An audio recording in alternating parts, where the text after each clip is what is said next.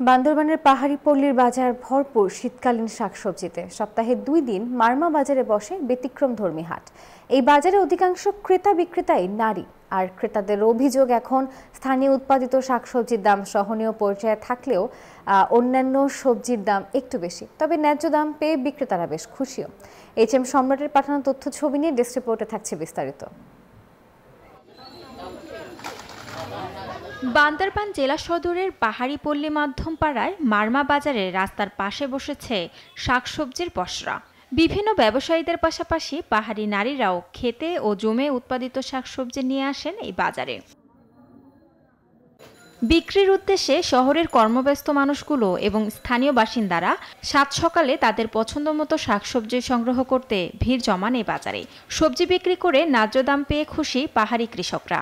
বেগুন হচ্ছে 1 কেজি 70 টাকা, এটা হচ্ছে 60 টাকা কেজি আর কি, এটা আর কি। আলু হচ্ছে 120 টাকা। মূলা শাক, রাই শাক, লাল শাক, কলমি শাক, বাঁধা, তেঁতুল। বাজারে ফুলকপি বিক্রি হচ্ছে 80 টাকায়, বাঁধাকপি 70, টমেটো 150, শিম 100, বেগুন 70, মূলা 30, বরবটি 40 ও করলা বিক্রি হচ্ছে 50 টাকায়। শাকসবজি বেশি পাওয়া যায়, তারপরে মাংস, সামুদ্রিক মাছ এগুলো বেশি পাওয়া যায়। প্রতি রবিবার এবং বুধবারে এই মারমা বাজার থেকে আমরা এই যে তাজা যে শাকসবজিগুলো আছে আমরা এগুলো এখান থেকে কিনে থাকি। এগুলো একদম নির্ভেজাল এবং কোনো ভেজাল ছাড়া, এগুলো কোনো সার বা কোনো কৃত্রিম কোনো কিছু দেওয়া থাকে না।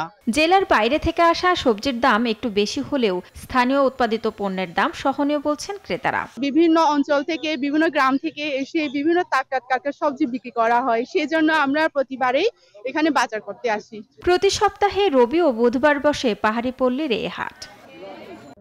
Desk report, news 24।